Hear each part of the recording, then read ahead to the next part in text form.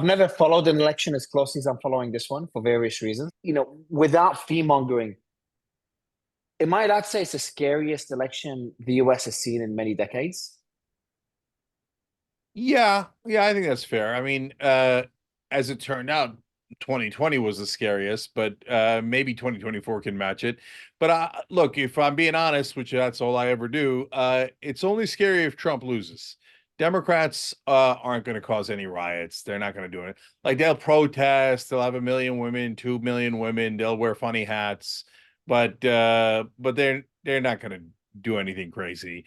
But if Trump loses and MAGA decides to lose their shit, but I don't even think they're going to do that, to be honest.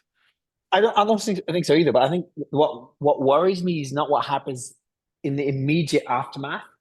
It's the erosion of trust that's happening in the foundational pillars of what makes the US the world's biggest democracy. Like when we don't trust, and I had the Texas Attorney General on my show last week, and then the concerns that people have with the electoral process and some of the, I'd say, the legal ways to influence the election. I always try to say by both sides, but it is being mainly dominated by the left right now. And correct me if you think I'm wrong. Things like what's happening in California, where it's illegal to ask for voter ID. When you have things like this happen, and then maybe people will accept the results, whether it's left or the right, whoever the winner is. But then what? If that path continues, where people continue to lose trust, then what? How does this end? Yeah. So I think we're talking about two different things, though. Uh, are there parts of cancel culture that I hate? Yeah, well, pretty much all of it. I've been canceled about 12 times, right? From every different quadrant there is of American politics.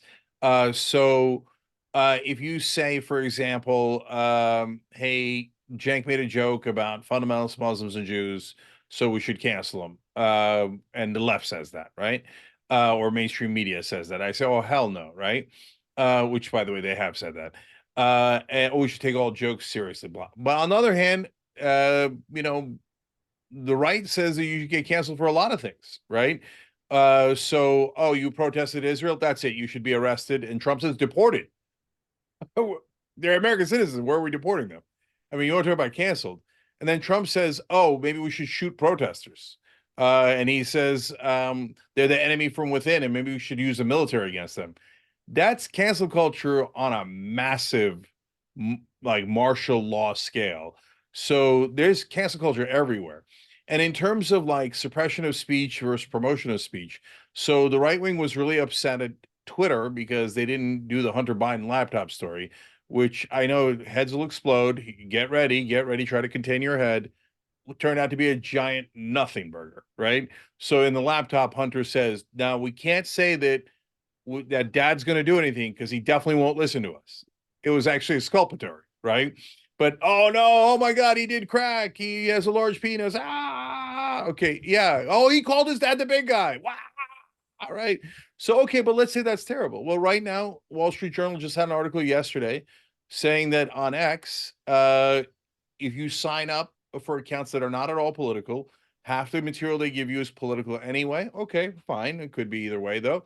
Nope. Twice as much right wing material gets pushed to people on X as left wing. So what happened? I thought that Elon was like super upset about, oh my God, don't do anything before an election on Twitter. That's what he's doing right now. Let me before I want to get to that because I saw your episode on it. I watched it just before the show. But just taking a step back, when you went to the Hunter Biden story, what are your thoughts on the Twitter files? What we saw earlier, and the censorship we saw, kind of the pressure we saw from the various agencies, especially the FBI, on Twitter staff to censor certain content. Hunter Biden laptop being one of them, and the amount of influence the left has on that. Is that something of concern? Is that a mistake by the left? Is that they're starting to lose a lot of trust? And we're seeing that right now Yeah, with a see, loss of trust in mainstream media as well. I'm actually that part of the story you're totally right about, and I am concerned about it. But I think it's a little bit of a misnomer to call it the left. So I talked about this on another right wing podcast earlier today. So when 51 people come out and say it's the Hunter Biden laptop thing is Russian disinformation campaign, wait a minute, but it wasn't. I think it was a nothing burger, but it wasn't Russian misinformation campaign. So why did they say that? Did they have any evidence? If they didn't have evidence, why did they say it? So if I was in charge, I would call in guys from the FBI and say, what evidence did you have that it was a Russian misinformation campaign? Did you make that up? So like you're not wrong to be concerned about that part, okay? And I'd crack down on it. So why do I say it's not left or right? Guys, the idea that I say guys to your audience, the idea that the left is controlling the FBI, I cannot begin to tell you how laughable that is. The FBI has been vicious to the left for its entire history. No, it's the establishment. And the establishment isn't left or right. The establishment isn't Republican or Democrat. So a lot of right wingers call it the uniparty, and they're right. It is the uniparty. It's the establishment that has certain interests, military industrial complex, Israel, protecting the drug companies, the oil companies, the bankers, etc. So that's why I'm actually very curious about that. Even though the laptop turned out to actually prove that they were not working together, Hunter and Joe Biden, it is interesting that they wanted to suppress it and they lied about why they wanted to suppress it. When you talk about the establishment, I think I tend to agree that the establishment is not left or right. Why do you think that you're mainly seeing that anti-establishment movement on the right rather than the left? No, we started it on the left. Yeah, So but exactly. But it's that's exactly my point. But right now it's kind of shifting to the right, obviously mainly led by the MAGA movement. What led to that shift? yeah, and that's part of why I'm so mad at Trump, because I think he's a fake populist, and I think that the guys on the right are actual real populists now. And I'm in a funny way, I'm kind of proud of them. So like I love that a actual right-wing populist movement has started. All my life, all the movements have been fake, right? Like the both the right and the left that come up with, and it'll get co-opted, and it'll get back to corporate Republicans and back to corporate Democrats. So why did it come on the right and not a bigger force on the left is a great question. So number one, it's because the Trump when Trump came out, even though I think he's a con man and fake populist and all that stuff, the establishment at some point definitely turned on him and started attacking him. And the more that the establishment attacked Trump, the more people got a feeling of an aura of populism around Trump. This is the one guy fighting the machine, right? And so I've seen some people who are on the left start to gravitate towards the right. Sometimes they get, catfished, in my opinion, by the Tulsi Gabbards, etc. But also, you have to be real and say, no, there was this populist rage, that a legitimate one that Trump tapped into. Now, again, I don't think he means it. All he ever does is talk about how he's going to deliver for his donors. But I get why he went there. And to me, and why I'm so mad at the Democratic Party, and the Democratic Party pretty much hates me, literally said in a court case that they don't want to be associated with me, is because they have become the party of the establishment. And Mitch McConnell was the party of the establishment. George Bush, Dick Cheney, Bob Dole, all those guys were the party of the establishment. Now, the Democrats always were too, is good cop, bad cop. It's been that way for decades now. But now when you have Nicole Wallace, former communications director for Bush on MSNBC, former Republican Congressman Scarborough on MSNBC, Liz Cheney, Dick Cheney, etc. So I see all that. I hate it. And that's why I'm not your average, leftist or Democrat, etc. I'm just super worried that Trump keeps saying crazy stuff like, let's terminate the Constitution. I think he's a megalomaniac, and I think he's a danger. But once you get past that, if I thought the populism on the right was real, and I think with the voters it is, but I think the leaders are co-opting it. I think Vivek, JD, again, get ready for your heads to explode. Total phonies, careerists through and through. I went to Ivy League schools. They went to Ivy League schools. I know those guys. I don't know them personally, but I know guys like them. Giant careerists going, oh, where's the angle? Where's the angle? Oh, right-wing populism is the angle. Let's use it to give more corporate tax breaks. So you'll see if I'm right or wrong. If Trump wins, and right now I think he's got a slight lead. If he wins, the very first thing they'll try to do is corporate tax cuts, because they're full of shit about being populist. You said something is that the establishment at one point shifted against Trump. What was that point and why? Oh, I know exactly where it was. Not only do I know exactly where it was, I said it ahead of time on the Young Turks. So I said, watch.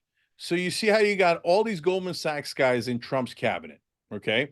He had more Goldman Sachs people in his administration than any other administration. Mr. Populist. That's hilarious. Today I was debating a couple of guys on Piers Morgan, and they're like, no, Goldman Sachs is in favor of Donald Trump. I'm like, that's not the brag you think it is. And so uh and you remember Cohn, he was his national economic advisor. And I said, the guys like Cohn, they're sticking around for one thing and one thing only: the giant corporate tax cuts, where Trump was going to bring it from 35 to 21, which he did. And I said, watch, the minute he passes those tax cuts, the establishment is going to turn on a dime. Okay. And that's exactly when they turn. And then all of a sudden, the media started saying, you know what? We don't normally say the word lie, but it has been a lot of lies. And so we're going to start calling out Trump's lies now. Where were you when he was lying before? Oh, you didn't mind that. And where were you when every politician lies? You didn't mind that, right? So they're just waiting for that piggy bank to get opened up, and Trump opened it up for them, and then they turn. So why are they against him? Because the establishment has this cabal, basically, right? It's groupthink. It's not organized. There's no council, right, or anything like that. But they think the donors say, hey, give me this, okay? Give me what I want. And they give to both the Democrats and the Republicans, and they get exactly what they want.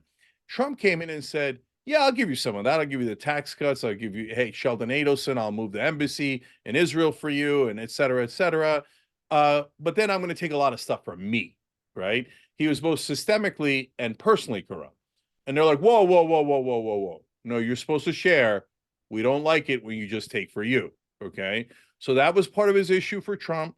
Not because he stuck up for the average guy. What did he do for the average guy? He huffed and puffed about a wall, forgot about it for 3.5 years, and then 6 months, oh, right, I'm running in an election. I meant wall, right? So no, he's just robbing the place blind. And the other thing that the establishment doesn't like about Trump is that he's unstable. And instability is bad for business. It's bad for the stock market. So when he says, I don't know, let's do a 500% tariff. Yeah, I'm doing hyperbole, right? They're like, whoa, okay, don't do that. Don't do that. That's terrible. Maybe we don't lift the debt ceiling, they say sometimes. That would crash the bejesus out of the stock market. So they're like, whoa, instability. So that's why.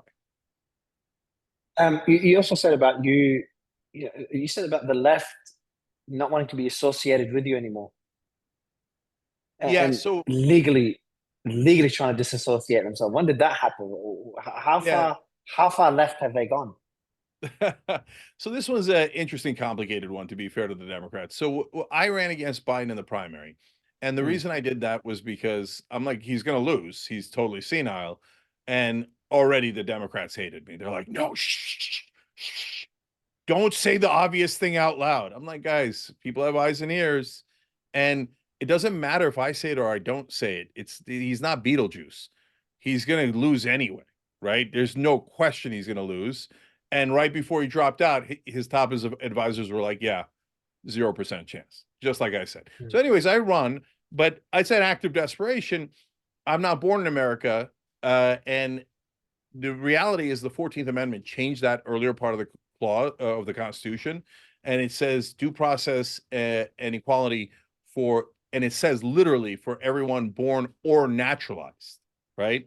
So we actually do have equality. We can run for president, but you have to win some court cases to get there, right? So we go to court in South Carolina, and the Democratic Party sends a lawyer and says, we're a party and we could exclude anyone we like. We don't have to be inclusive, and we don't want to be inclusive.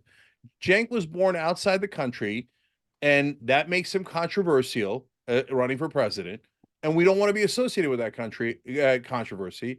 So it is our prerogative to not want to be associated with Cenk Uygur, and we do not want to be associated with him. So the party of inclusion, all of a sudden, when it came to naturalized citizens, because it was bothering the Mad King, became a little bit more exclusive. But beyond that, where else is there other disagreements that you have? You talked about what happened with the Twitter files and the amount of influence they had over social media. And by the way, I don't label. So we agree on a lot. Like I don't label a lot of these problems as left versus right. In some countries, the right is doing a lot of the things that the left is doing in the US. I've covered this topic across from Pakistan to Brazil to Europe to the UK recently. But in the US, the left is definitely not the one supporting free speech. They definitely have more influence within social media platforms. What other? So I want to get your take on these 2 points, and then what are other things, other important topics that you disagree on when it comes to the left, the Oh, there, Democrats? yeah. So everything is nuanced. So, for example, what do you mean by the left? Today, there's a controversy. Democratic Congressman Richie Torres is trying to cancel my nephew, Hassan Piker, right? And he's saying that because Hassan had like a Houthi pirate on his show, that he's a terrorist sympathizer and he's criticizing Israel and he shouldn't be allowed to do that. And so I'm going to call him a terrorist. And so he's trying to put pressure on Amazon that owns Twitch to cancel Haas. But Haas is way more to the left than Richie Torres is.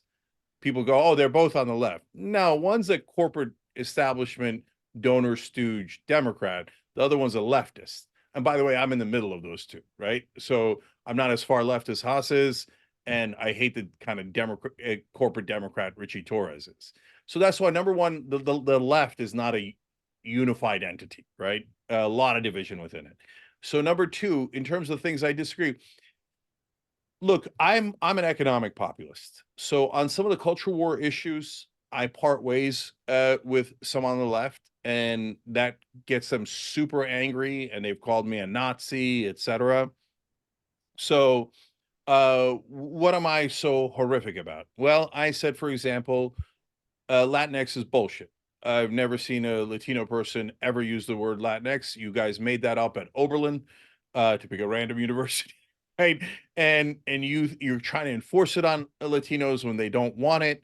It's not native to their culture, and we never voted on it, and it's bullshit. And by the way, people will hate it, and they're like, "How dare you? Oh, you're terrible. You should be canceled."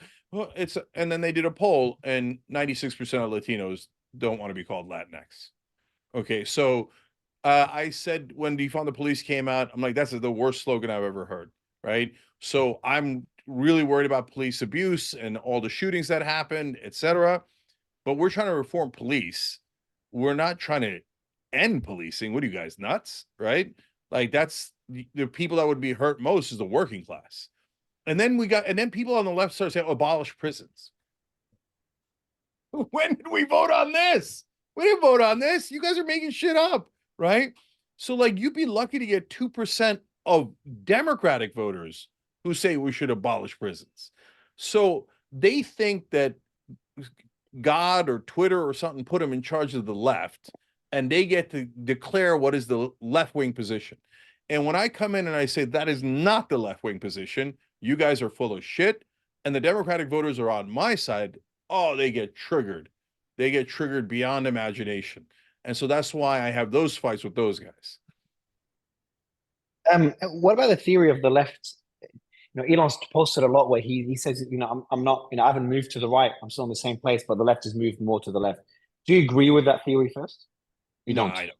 No. How would you explain that the so kind of actually the entire the kind of MAGA Avengers, Trump, Tulsi, RFK, Elon, they're all former Democrats. Yeah.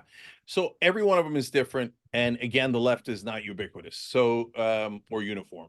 So first on Elon, if anybody says the Democratic Party has moved to the left, they're nuts.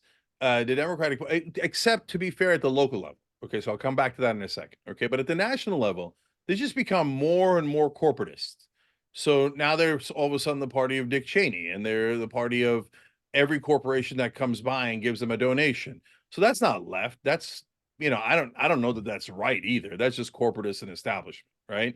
So, but when he's talking about the lefts, he could be talking about the leftists that I get in it, and he probably is talking about the leftists that I get into fights with, right? So, and there we're all going to have different lines. So, for example, people, the leftists say that I'm terrible on transgender rights and I don't believe in transgender rights. That's a total lie. I think transgender people should have the same exact rights as every other American citizen, and I would never back down from that. Okay. But I say a professional sports league should be able to make a decision on who gets to compete in that league. And they're like, let's see. Okay. So, all right. Well, that's moving to the left. And what's happening since Young Turks is the longest running show in internet history, we've been through so many of these battles and wars and movements, etc. And when we first started, it was actually me and Ben Mankiewicz. Ben's now the host at Turner Classic Movies. And I remember probably the first, maybe second year, we're on the radio on Sirius Satellite Radio. We're the first show on there too, and and and we said if we get back to the old days of the left wing coming back and saying crazy shit, that means okay, good. We're moving. The country's becoming more moderate because at that point the Republicans were so strong. They were starting the Iraq War with total nonsense. They were dominant, and all the communists had been crushed. The extreme left had been crushed. They didn't even exist. And I said, when we're back to the middle, that means we've started to win. So I guess that's ironic good news because now all of a sudden we're kind of back to the middle. And there is now a communist wing. I mean, it's tiny, tiny. So when people say Kamala Harris is communist, that's insanity. No, she's a corporatist. She'll do anything a corporate donor wants. Again, so will Trump, so will McConnell, so will Biden, right? That's the opposite of communist. But there are real socialists, etc. And so Haas, for example, is to my left, and he thinks some positions that didn't even exist for a long time in American politics of, just being more socialist, etc. Actual socialists rather than what people call socialists. Yeah, you mentioned Elon earlier. My question, I would consider a mistake by the left or by the Democrats. And I've seen and I've interviewed the Brendan Carr from the FCC. Now I've seen some of the kind of the lawfare from the SEC, the DOJ. I've got so many names here, I don't know what they stand for anymore. The FFA, the FTC, the NLBR, the Southern District of New York, even the Fish and Wildlife Service, targeting Elon's companies. Now you might say some of them are legitimate. Elon's got a pretty large empire. Others are just silly, like the FCC taking away the $900 million grant from Starlink, which made no sense considering the amount of progress they've made, considering the government themselves were using and signing contracts with Starlink. So would you agree that the Democrats made a mistake in not embracing Elon and kind of forcing him more to the right, giving him no choice? And if you do agree, then what was the thinking behind that? No, I don't agree with that. So look, you could agree with parts of Elon's ideology or agenda, etc. And if I sat across from him, if we talked for a long, long time, maybe we wind up agreeing on 70-80% of stuff. I don't know, right? But he's a businessman and he has certain business interests and he runs several corporations. And so when he goes to deal with the government, he's going to have ass. And so do I think the government should give him whatever he wants? No, I do not. So I don't want the government giving ExxonMobil or JP Morgan Chase or Tesla or any other corporation any goodies. They've already gotten a lot of goodies. They've got nonstop subsidies. A lot of Elon's companies have been subsidized by the government. And so corporations keep asking for more and more. And then they say deregulate. I say to my friends on the left and the right, should we regulate or not? I don't know. It depends, doesn't it? What are we regulating? So, for example, a regulation is don't punch people in the face. That's a regulation by the government. You can call it a regulation, a law, a rule. They're all the same exact thing. Regulations are just laws, right? So that's a good regulation. If you say, here, the example I often use is when my dad had a small business in New Jersey growing up, they would inspect the elevators 6 times a year. And my dad was like, how about we do it twice? Okay. Twice is you need to inspect the elevators. Otherwise, as happened in Turkey from time to time, they fall.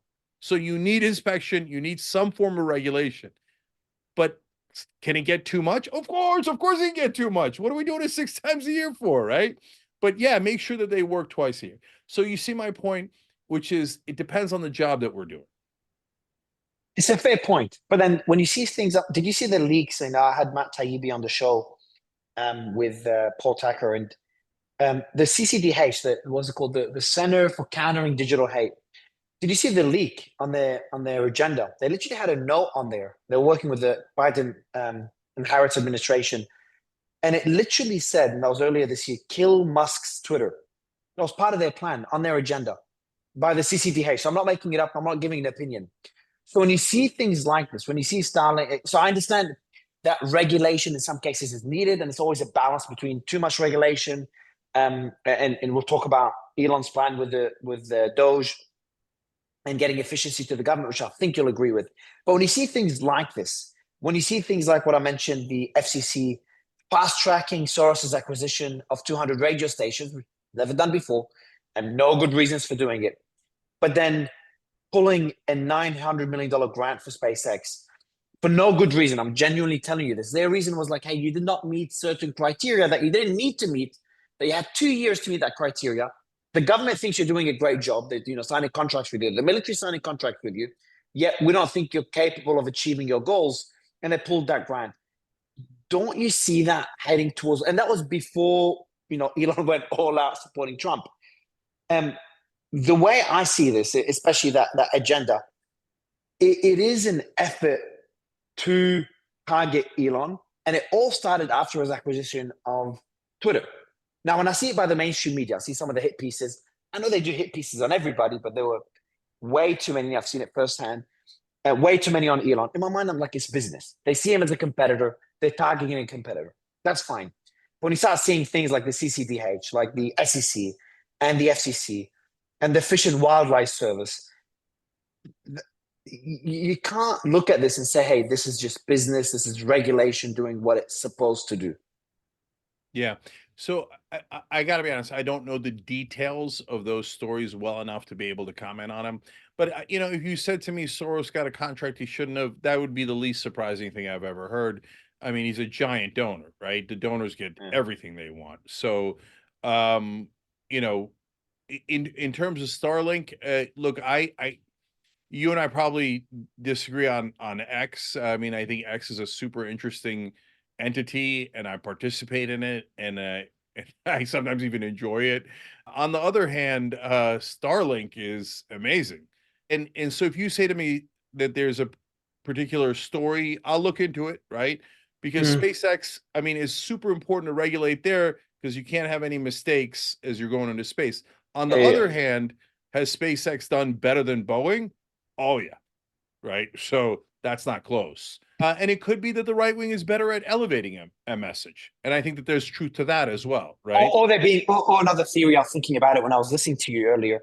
They're being suppressed on other social media platforms. I think we could agree there. They are very left leaning in most cases. And then, we saw the Joe Rogan and Trump interview getting censored on YouTube. You've seen that, I'm sure. So then X was the only major platform they could be active on. A lot of people that were banned on other platforms were unbanned, including people on the left. Best example is Brian and Ed Krasenstein. They're very active on there. They were unbanned by Elon. Well, what about going to? I mentioned briefly his idea with D.O.G.E, the Department of Government Efficiency. Theoretically, I think that's something that the U.S. government does need. Many governments around the world do need. Your thoughts on that, and then your thoughts on Elon's support for Trump. You've kind of gone. Well, I'm sure you've heard his interview with Tucker Carlson. But he's gone all in on Trump. He's taking a big risk from a business perspective because if obviously Trump loses, which is looking less and less likely, but definitely still possible.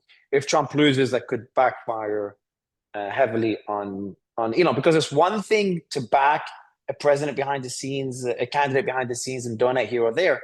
It's another thing to just go all out, have those events, have America Pact, have the $1 million a day competition. So your thoughts on his strategy there? What led him to it, in your opinion? And then his idea with the D.O.G.E, Department of Government Efficiency. Yeah, I hate it. You hate it? Wow. All right. Yeah, I didn't expect that one. Yeah. Here's why. Is the government efficient enough? No, of course not, right? And so, for example, the Pentagon, it fails every audit. Doesn't even come close. They're like, oh, we don't know where half the money went. Are you shitting me? That's $400 billion. You don't know where $400 billion went. Okay, so if you were doing real efficiency, God bless. But when a billionaire donor comes and says, hey, put me in charge of efficiency, let me just basically decide what goes in and what goes out of the government. I say, fuck no, no. I'm not putting George Soros in charge of government efficiency. I'm not putting Elon Musk in charge of government Then efficiency. who would you put if you had to choose Whoever someone, or what type of person? the Because type you of look at Elon like someone who's done so much from a business perspective. For me, why not? Like he's focused on efficiency when it comes to Twitter. He's done it at SpaceX. He's done it at Tesla. no way. I look, I wouldn't even put a businessman that I really trust in charge of that. That is because you cannot have a conflict of interest.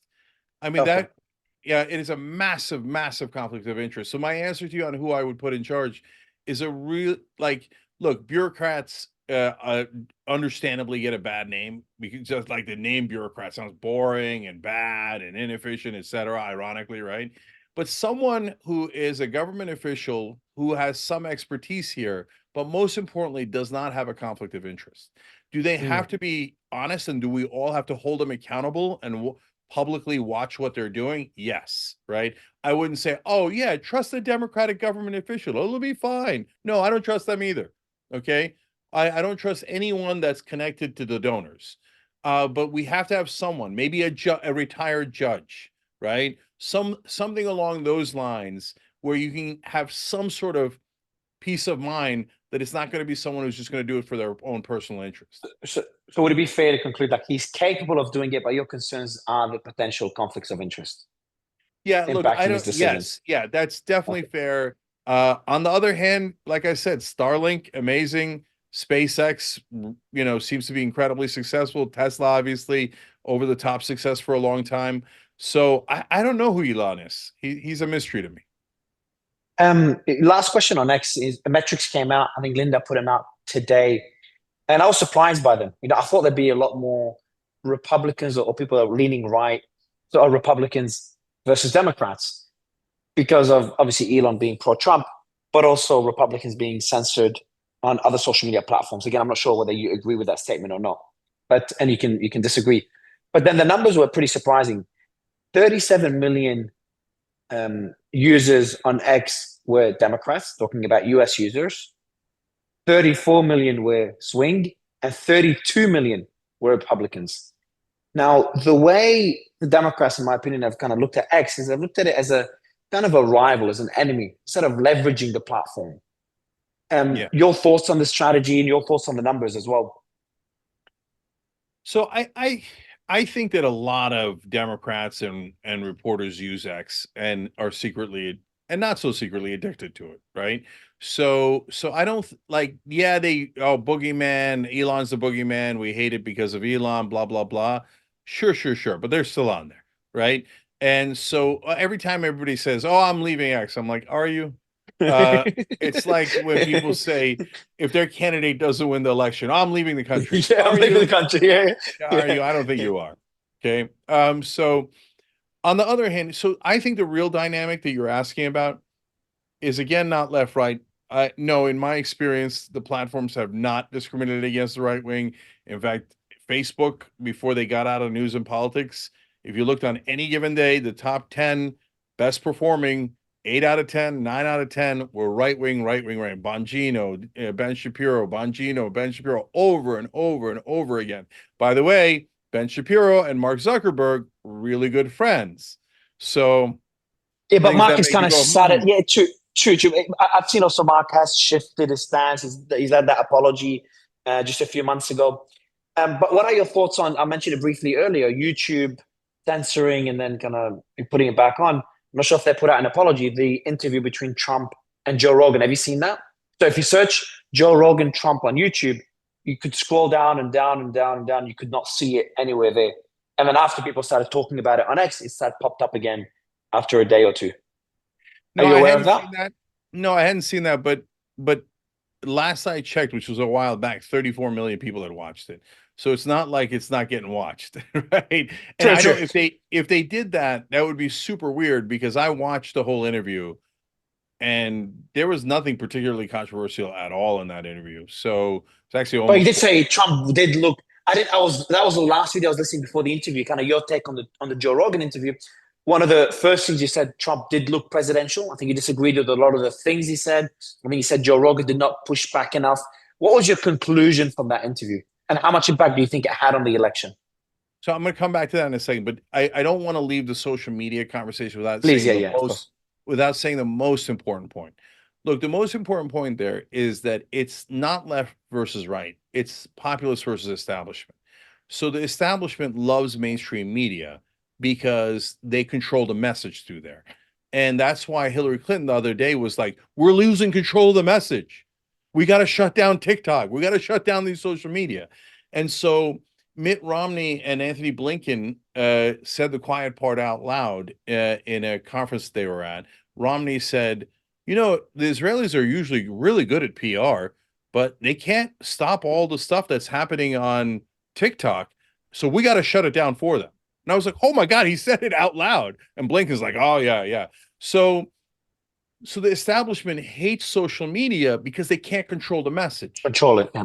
Yeah, they used to just say, okay, Mika, you say this, and you know, and Anderson, you say that. Again, not a cabal, but groupthink. And Mika Brzezinski, they always slip up a little bit, right? Mika Brzezinski, after the 2016 election, said on air, you know, Hillary's people always complained when we suggested that she might not be winning. And so we you know, basically said something along the lines of, so we stopped doing that. And I was like, you just admitted that the Hillary people talk to you all the time. You take their notes and then you do what they tell you to do on air, right? That's why the establishment hates that social media has interrupted their monopoly on what they call news, but that what I think is actually propaganda. And so, I mean, look, mainstream media comically my whole life has been saying that donor money doesn't affect any of the politicians. Come on. Come on. Who are we kidding? And then they would gaslight people so thoroughly that when I said, and this is why I'm banned on all three cable news outlets, when I say, yeah, obviously they're taking the donor money, and then on the Young Turks, we will predict before the bills which way the bill is going to go. And we're almost never wrong. Why? Because follow the money. It's the easiest thing in the world. Whichever side has more donors, and sometimes the Democrats have more donors, they win. Okay, the more money wins. And New York Times, Washington Post, CNN, you never figured this out? All of your brilliant reporters and editors and producers, and nobody put two and two together that the donors win every single time. There was a Princeton and Northwestern studied 20 years, nearly 2,000 bills. Top 10% have a huge effect on public policy. The bottom 90% have a 0% effect. That's not a democracy. And that's brought to you by mainstream media. So I love social media. I love the populist movement. So I don't want anybody getting it twisted. I'll fight the left or the Democrats, whoever I need to fight to make sure we protect social media. How much impact do you still? I will get back to Joe Rogan in a second, but talking about mainstream media, there was a study that came out by Media Research Center, and they said that 78% of mainstream media coverage on Kamala was positive, and 85% of coverage on Trump was negative. Now, I knew that the media is more Democrat leaning. I knew they're biased. I knew they're establishment leaning, but I didn't know it was to that extent. I also underestimated how much impact they still have, despite their numbers kind of plummeting over the last couple of decades. So kind of the two questions is, how long would it take for them to start to realize that they're losing the most important commodity they have, and that's trust? And could this election be that turning point for mainstream media? We did see the Washington Post, I can't remember the other two, LA Times, and one more, for the first time in decades, or the first time ever in some cases, not endorsing a candidate, but also backfired on them. The Washington Post lost, I saw that earlier today, 200,000 subscribers, 10% of their subscriber base canceled their subscription after Bezos blocked that endorsement. So kind of the two questions based on all this information that I've just shared is that, first, do you agree with the study? 78% positive Kamala, 85% negative Trump. Does that surprise you? Number two, could this election, kind of be that turning point for the mainstream media, for them to kind of start shifting their stance and their biases? And three, do we underestimate the impact they still have on people's opinion? Yeah, all great questions. So, first, do I believe the study? Yeah, that's my experience too. I see it. Now, whether you think it's a bad thing, it depends not on your perspective, but let me explain it this way. So, do I think that they're wrong to be 85% negative on Trump? No, I don't think they're wrong. I think he's corrupt. I think he's a con man. I think he's a danger to democracy, and it's about time they called out a politician. On the other hand, they never call out any of the other politicians. And so that drives me crazy. And if the right wing is pissed about that, you should be pissed about that. So should they be 78% positive on Kamala Harris? No way. That's an outrageous number, right? So, and in fact, people on the left and Democrats get furious with us when we're negative about Kamala Harris or Joe Biden. But my job is to tell you the truth, right? So, Kamala Harris, why is she not moving her position on Gaza? I mean, it's potentially costing her 4 or 5 points nationally, definitely costing her 4 or 5 points in Michigan. She's willing to lose the election over this. Why? That's inexplicable, right? No, it's actually super easy to explain. She raised $5 million from AIPAC before even running for president, one of her biggest donors, and she's now raised $6 million in this campaign through J Street. So all of these groups that are pro-Israel that are funneling her tremendous amount of money, so she's choosing the donors over the voters. But all of mainstream media couldn't figure that out. They say comical things, and sometimes they'll say, "Oh, Cenk, you're being conspiratorial that $11 million might have affected her." Okay, all right, maybe she's superhuman and was not affected by the $11 million. Joe Biden also got $11 million from AIPAC. AIPAC's the number one donor to Mike Johnson. AIPAC's the number one donor to Democratic Congressman Richie Torres, and the list goes on and on. But it's not just about AIPAC. When we're talking about drug company money, right? The drug companies pour in 4 times what AIPAC does, right? And they buy the Democratic and Republican parties wholesale, and including Kamala Harris. And you could, and no one in mainstream media could figure that out. No one in mainstream media could find anything to criticize Kamala Harris over.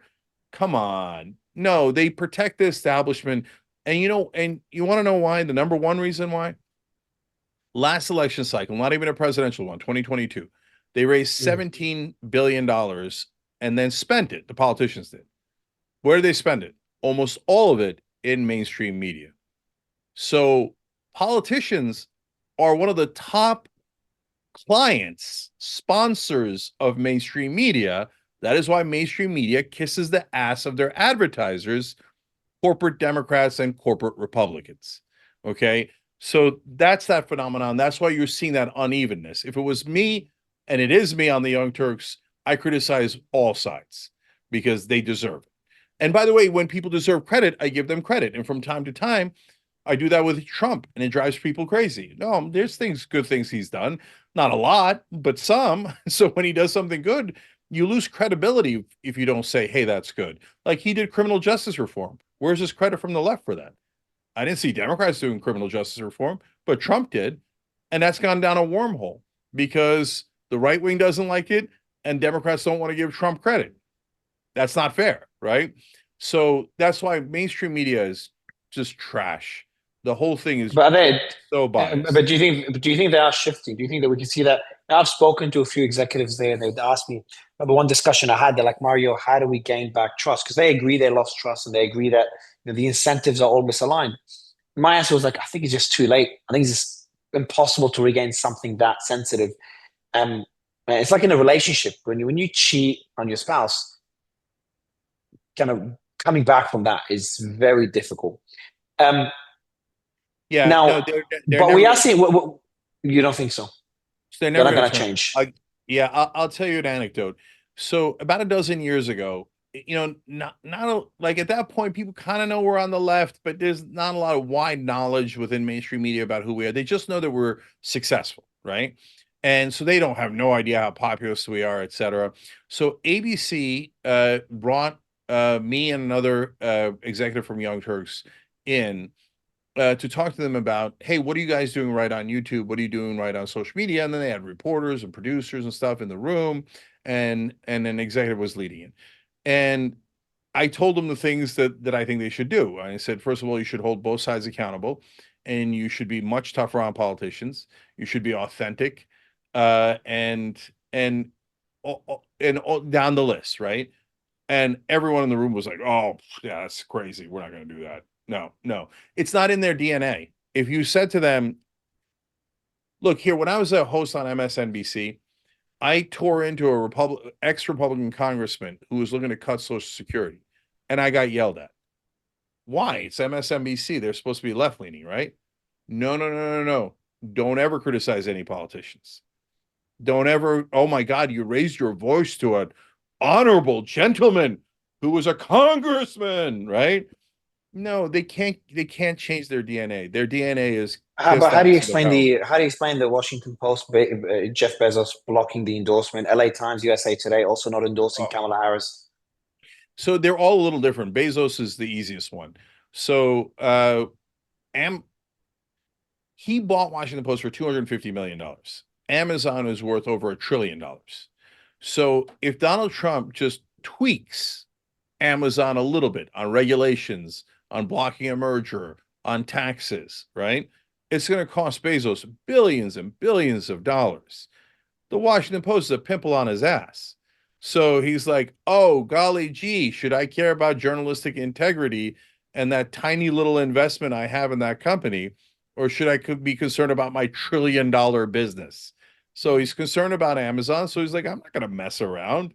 No, I'm not doing any endorsement. That's why. And the other two? So LA Times is complicated because the daughter of the owner says that they partly did it because of Gaza and they didn't want to endorse Kamala Harris because she's helping to fund the genocide. If that's true, that's actually bold and really courageous and actually better journalism. But then the dad, who's the main owner, says no, not necessarily. He also has business interests, so it's hard to tell.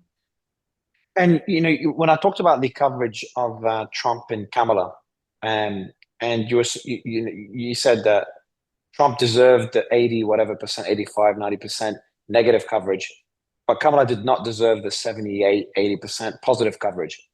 But would you agree as well that the coverage from mainstream media against Trump is pretty extremely negative, beyond logic, even for someone that doesn't like Trump, considering they're aligned with the establishment? And obviously the labeling of being a Nazi is one, or Hitler is one such example.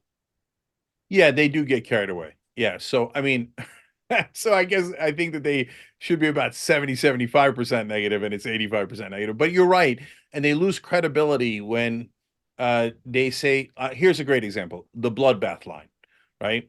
So I watched that speech, and before it was ever a controversy, before anything else, and I was like, oh, that's interesting. He said bloodbath, but he meant it in an economic context, and he was talking about the car industry, Yeah. right? And I wondered to myself, I wonder if they make a big deal out of this, right? And see, I got to be honest there. I was a tiny bit naive on that one. I was like, no, he's definitely talking about the car industry. They won't. And then the next day they're on there going, he said bloodbath. He's gonna kill everyone, right? I'm like, come on, guys, come on. Here's a guy you have so much to criticize on, right? Switching his position on electric vehicles because of Elon, switching his position on foreign policy because of the Adelsons, switching his position on TikTok because Jeff Yaz gave him a couple of $1 million in campaign donations. I can go all day on the things I criticize Trump on. You don't have to make anything up. And so the Representative Debbie Dingell yesterday on CNN saying he's going to do internment camps. He never said that. Like he said that the Democrats and people on the left were the enemy within, and that maybe we should use the military against them. That is an extreme statement.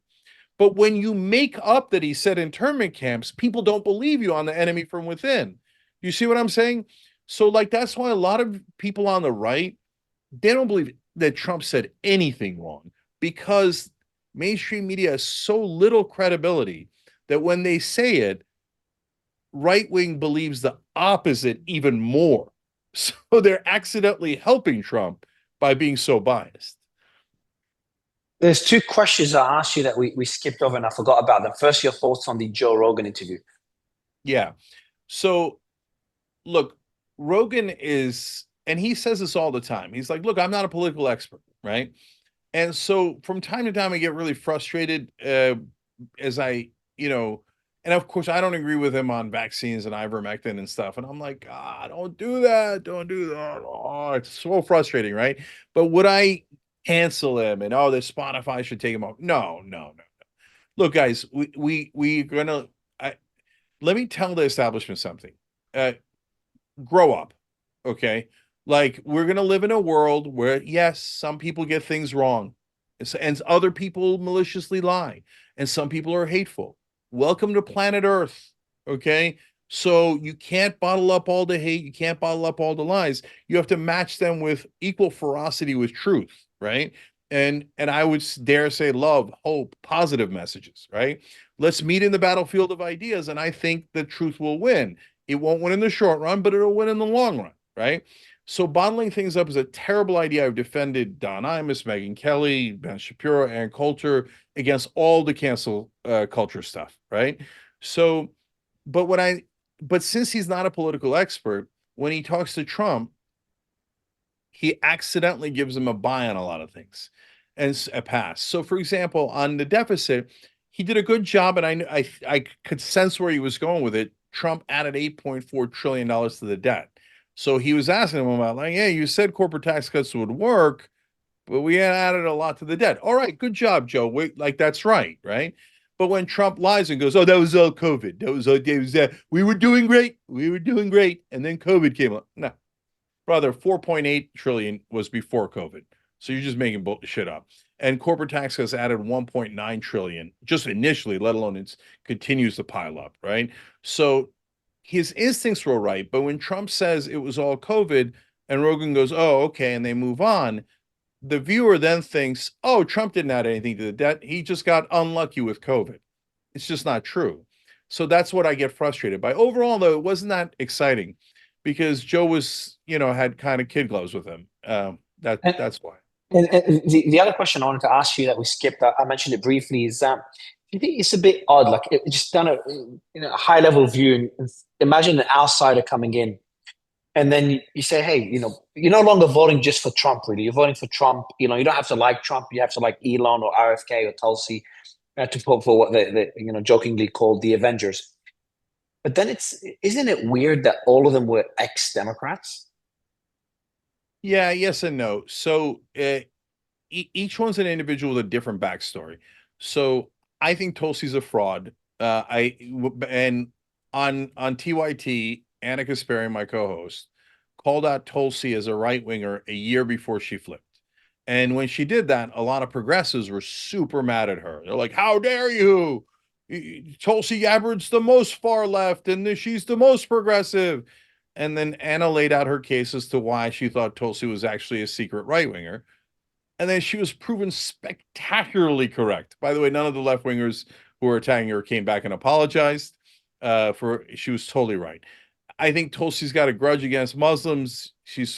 That's a whole different story. Okay. So there's a giant backstory there. I don't trust her at all.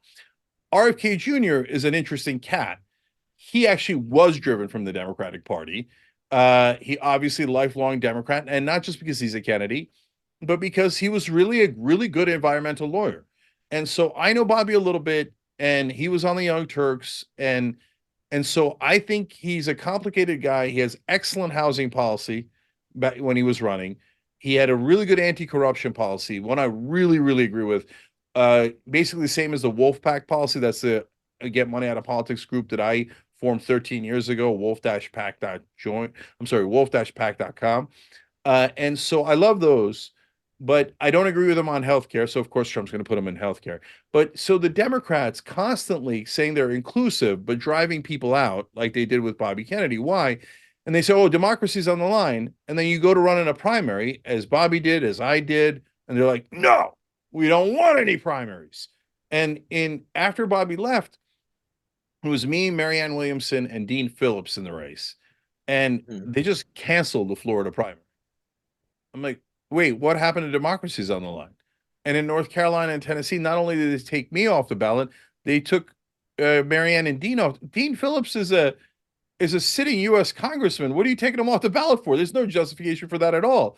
They're like, no, no, no, no. We hate democracy in the primaries, but we will theoretically defend it in the general election. So now you can see why the Democratic Party and I have a lot of issues because I call out their bullshit and they hate it. So Bobby got driven from it, but Tulsi's was always a right winger. Who's the third person that you mentioned?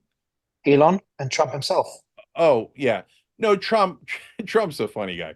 So again, he can't help himself. He admits these things.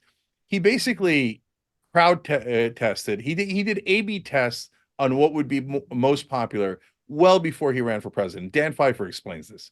He long time was this Pfeiffer? It's one of his closest, oldest allies. Said we started going on conservative radio a couple of years before he ran, and we tested messages. And so, as he tested messages, the thing that came screaming out was people hated the undocumented immigration that was happening in the country, right? So is an empty vessel. He does. There's only one thing going through Trump's mind is Trump, Trump, Trump, Trump, Trump, Trump, Trump, Trump, Trump, Trump.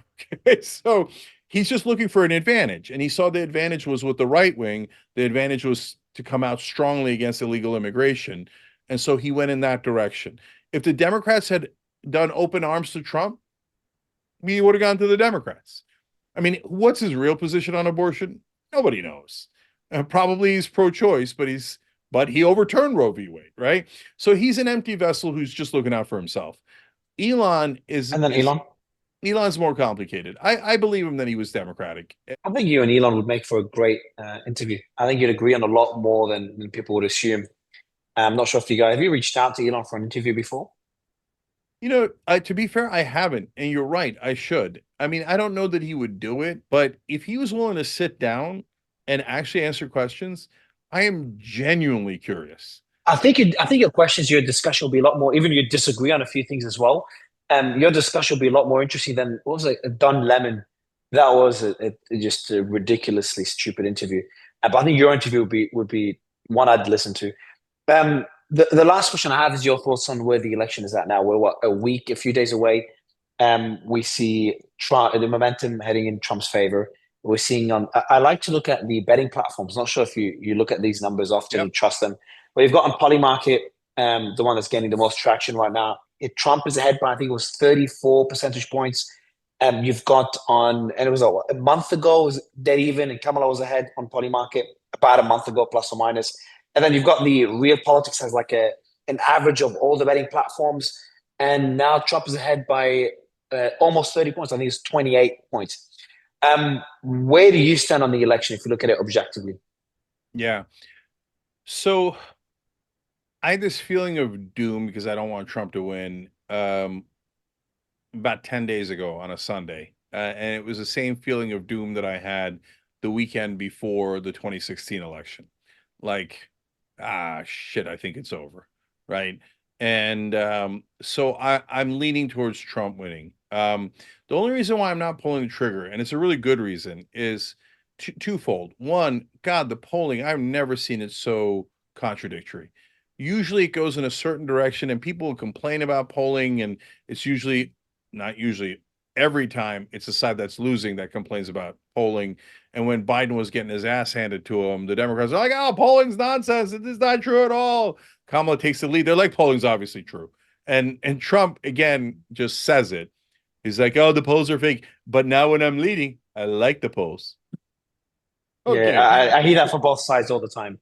Yeah, yeah. So, anyways, since that you can't tell from the polls, they're too close and too contradictory.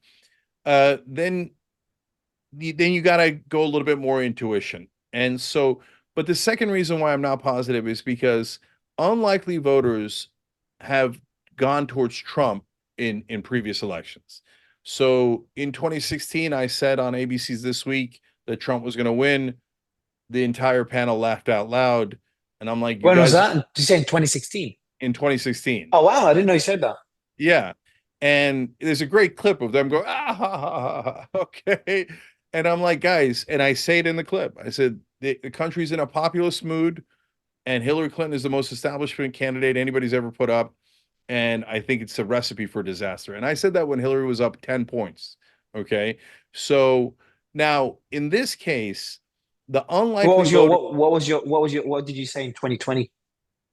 in 2020, I thought Biden was going to win, and I thought he was going to win easy. I was both right and wrong. He won by 7.5 million votes, but he did not win easy on the electoral college. He barely won by 43,000. In fact, as it was going on, I was like, "Whoa, I did not expect that."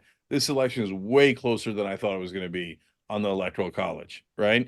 So, Okay. so that's why I feel like the unlikely voters that did not show up in the polling went to Trump in those two elections. You cannot discount that. On the other hand, the unlikely voters that are not showing up in the polling went towards the Democrats in 2022 and in the special elections in 2023. So it is not impossible for an army of women to show up on the abortion issue and carry Kamala Harris over the finish line and have her barely win those swing states. So that's why I can't make a prediction. There's just not enough Oh wow, you can't even reliable make a prediction information. this time around. Yeah. Okay. Look, I'm gonna have to say something at the very end, but right, and Trump constantly, like, he's got it. I thought he had it, like I said about 10 days ago. And then he says enemy from within, and then he says something, and then they do the Madison Square Garden rally. He loves to juggle those hand grenades, right? And sometimes some of them fall. There's still 6 days for him to say something crazy, right?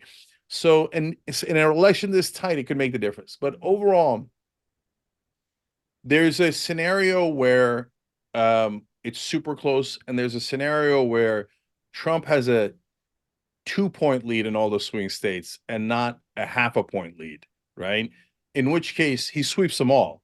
And the minute he wins Pennsylvania, the election's over in an hour, right? For all the hoopla about, oh my God, it could go on for days and weeks. No, if he wins Pennsylvania, it's already over. So, and he could. He's leading in plenty of polls in Pennsylvania. She's leading in some, he's leading in some. So he could win all the swing states. If anybody's going to sweep, it's going to be Trump. But right now it's still too close to call. Cenk, really enjoyed the conversation. Very nuanced. And I'd love to have another chat after the elections. I'd love to see you and Elon having an interview, man. Appreciate the time. You know what? I'll ask him, and You should let me know how it goes. yeah, and maybe we'll break the internet together. I think you would. Thanks, man. All right, thank you, brother.